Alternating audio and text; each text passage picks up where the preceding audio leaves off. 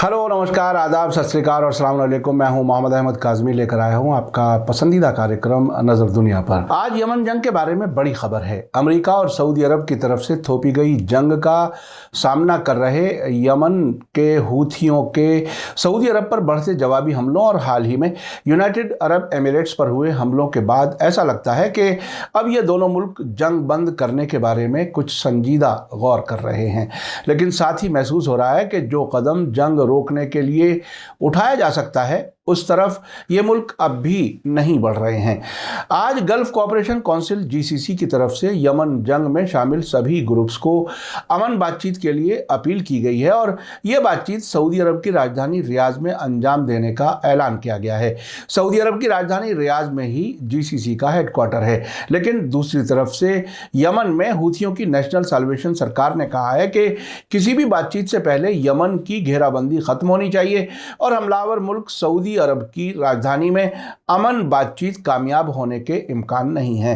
हाल ही में जनवरी में हूथियों ने यूनाइटेड अरब एमिरेट्स की राजधानी अबू धाबी और दुबई पर कई रॉकेट और ड्रोन हमले किए थे। सऊदी अरब के खिलाफ हूथियों के जवाबी हमले तकरीबन हर दिन हो रहे हैं। यमन जंग के सिलसिले में हाल ही में यूनाइटेड नेशंस ने बताया है कि यमन जंग में कम से कम 10,000 बच्चे मारे जा चुके हैं। आखिर तक जरूर देखें। आपसे गुजारिश है कि अगर आपने अभी तक media star world YouTube channel subscribe नहीं किया है तो सब्सक्राइब कर लें और घंटी दबाना ना भूलें ताकि हमारी हर नई वीडियो का नोटिफिकेशन आप तक पहुंच सके। आज की अहम खबर है कि गल्फ कोऑपरेशन काउंसिल जीसीसी ने ऐलान किया है कि वो 29 मार्च से 7 अप्रैल तक रियाद में यमन जंग में शामिल सभी ग्रुप्स के बीच बातचीत की मेज़बानी करेगा। ये ऐलान जीसीसी के सेक्रेटरी जनरल नायफ अल हजरफ ने कल थर्सडे को रियाद में एक प्रेस कॉन्फ्रेंस में किया है।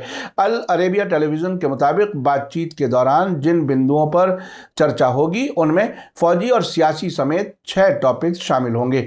नायफ अल हजरफ ने कहा है कि बातचीत अंजाम देने के लिए जीसीसी का ये कदम एक नई पहल नहीं है, बल्कि ये कंफर्म करने के लिए है कि जंग का हल यमनियों के हाथ में ही मौजूद है। इस मौके पर जीसीसी के सेक्रेटरी जनरल नायफ अल हजरफ ने जंग में शामिल सभी फरीकों से बातचीत में हिस्सा लेने और यूनाइटेड नेशंस के जरिए की जा रही और खाड़ी की सपोर्ट से होने वाली इस अमन बातचीत में शामिल होने के लिए अपील की है। उन्होंने कहा है कि हम सभी यमनी ग्रुप से जंगबंदी करने और अमन बातचीत शुरू करने की अपील करते हैं। उन्होंने आगे कहा कि बातचीत में हिस्सा लेने का इन्विटेशन बिना किसी एक्सेप्शन के यानी सभी को भेजा जाएगा और जो भी ग्रुप इसमें शामिल होंगे उनके बीच ही बातचीत अंजाम पाएगी। साथ ही उन्होंने उम्मीद जताई है कि सभी यमनी फरीक जीसीसी की पहल का जवाब देंगे, ये देखते हुए कि ये यमनी राय मशवरा अमन तक पहुंचने के मकसद से ही किया जा रहा है। नायफ अल हजरफ ने अंदरूनी मोर्चे को मजबूत करने के लिए रियाद समझौते को लागू करने और अमन तक पहुंचने के लिए यूनाइटेड नेशंस की सपोर्ट के साथ सियासी डायलॉग को फिर से शुरू करने के लिए यमनी ग्रुप्स के बीच मशवरे का मैकेनिज्म कायम करने की भी अपील की है। इसी बीच जीसीसी की तरफ से अमन बातचीत के इन्विटेशन पर रिएक्शन देते हुए यमन में हूथियों की नेशनल साल्वेशन सरकार के सरबराह अब्दुल अजीज बिन हबतूर का कहना है कि यमन के खिलाफ अमरीकी सऊदी हमलों को रोकना किसी भी बातचीत शुरू करने से पहले वाहिद शर्त है। अल मसीरा टेलीविजन के मुताबिक अब्दुल अजीज बिन हबतूर ने कल थर्सडे को ही जोर देकर कहा कि किसी भी बातचीत से पहले यमन के खिलाफ अमरीकी सऊदी हमलों को रोकना जरूरी है। उन्होंने कहा कि हमलों को लीड करने वाले मुल्कों के जरिए बातचीत के लिए की गई अपील ऐसी राजधानी से की गई है जो हमलों की खुद निगरानी कर रही है। साथ ही उन्होंने ये भी बताया कि सऊदी इन्विटेशन और पहल नाकाम कोशिश है, क्योंकि यमन घेराबंदी को हटाना और बंदरगाहों और हवाई अड्डों को खोलना अमरीकी सऊदी हमलावरों के साथ किसी भी बातचीत से पहले की वाहिद शर्त है। उन्होंने इस बात पर भी जोर दिया है कि आने वाले वक्त में कोई भी बातचीत सना और रियाज के बीच एक न्यूट्रल जगह पर होनी चाहिए, क्योंकि बिचौलिए को बातचीत के लिए सभी फरीकों के बीच भरोसेमंद और बैलेंस होना चाहिए। यमन की नेशनल साल्वेशन सरकार के सरबराह ने आगे कहा है कि यमन किसी ऐसे अलायंस के साथ बातचीत का खैर मकदम करता है जो यमन के खिलाफ हमलों की कार्रवाइयों में हिस्सा नहीं ले रहा हो। हूथियों के अलमसीरा टीवी ने सोर्स के हवाले से कहा है कि बातचीत के दौरान इंसानी ज़रूरतों को अहमियत देते हुए हुदैदा बंदरगाह और सना इंटरनेशनल एयरपोर्ट पर मनमानी पाबंदियों को ख़त्म कर देने को तरजीह देनी चाहिए। ये बात सही और मुनासिब नहीं है कि यमन के ख़िलाफ़ जंग और घेराबंदी करने वाले मुल्क के ज़रिए बातचीत के लिए इन्विटेशन और मेज़बानी करने का ऐलान किया जाए। सऊदी लीडरशिप वाले हमलावर डिफेंस अलायंस के लिए बातचीत की अपील करना और साथ ही साथ बाज़ारों और शहरों में लोगों को धमाके करने के लिए टेररिस्ट्स को भेजना सही नहीं है। इसी बीच हूथियों की नेशनल साल्वेशन सरकार के डिप्टी फॉरेन मिनिस्टर हुसैन अल एजी ने कहा है कि यमन के खिलाफ जारी घेराबंदी जंग की पहचान बनी रहेगी, जिसके साथ अमन की कोई भी बातचीत कामयाब नहीं हो सकती। आपको बता दूं कि हाल ही में यूनाइटेड नेशंस के सेक्रेटरी जनरल एंटोनियो गुटेरेस ने कहा है कि यमन जंग में अब तक कम से कम 10,000 बच्चे मारे जा चुके हैं। हाल ही में यमन की मदद के लिए होने वाली एक वीडियो कॉन्फ्रेंस में यूनाइटेड नेशंस के सेक्रेटरी जनरल एंटोनियो गुटेरेस ने कहा कि यमन जंग में दसियों हजार लोग मारे गए हैं, जिनमें कम से कम 10,000 बच्चे हैं और यमन में बेघर होने वाले लाखों लोगों को जीने के लिए जद्दोजहद करनी पड़ रही है। उन्होंने कहा कि बजट कम होने की वजह से ये हालत और बदतर हो गई है।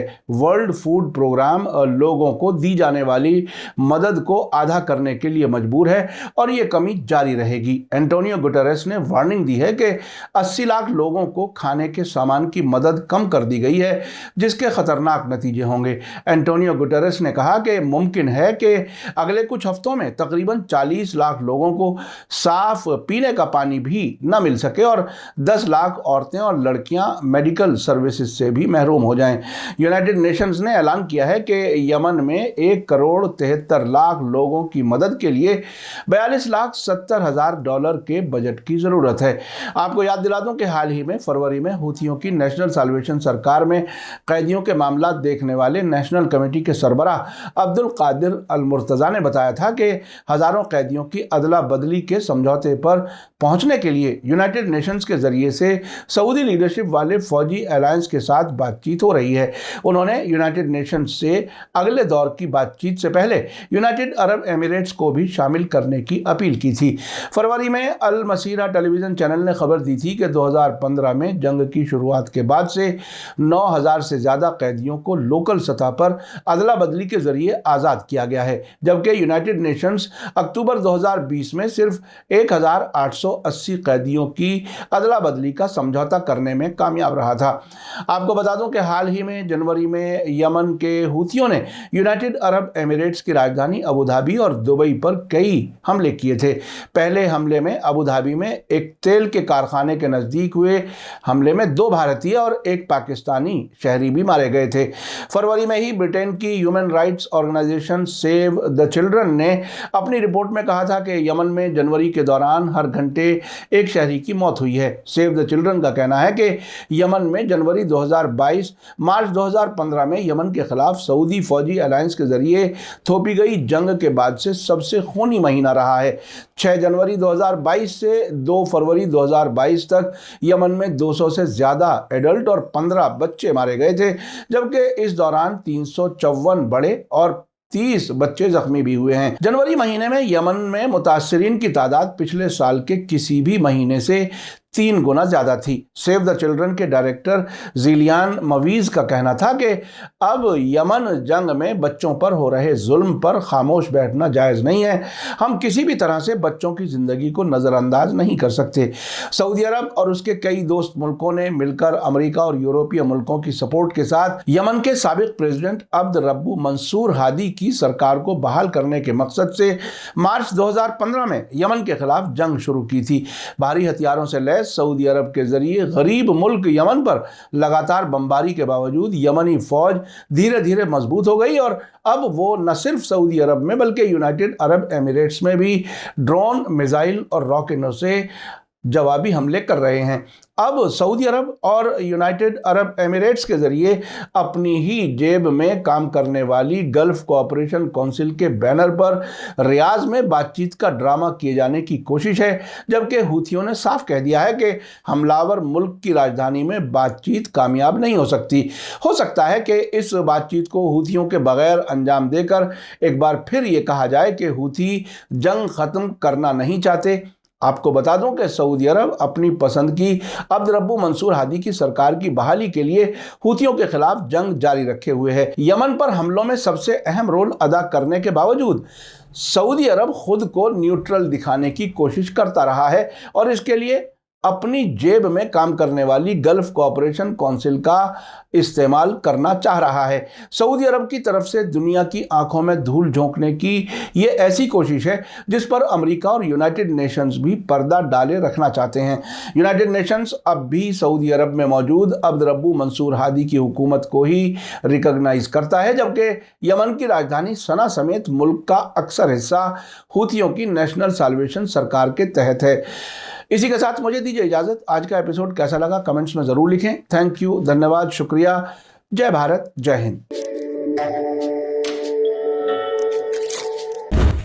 मीडिया स्टार वर्ल्ड के और वीडियो देखने के लिए हमारे चैनल को सब्सक्राइब करें और सीधे नोटिफिकेशन पाने के लिए बेल आइकन दबाएं। और अगर हमारी खबर सच्ची और अच्छी लगे तो अपने व्हाट्सएप, इंस्टाग्राम, फेसबुक और ट्विटर अकाउंट पर जरूर शेयर करें।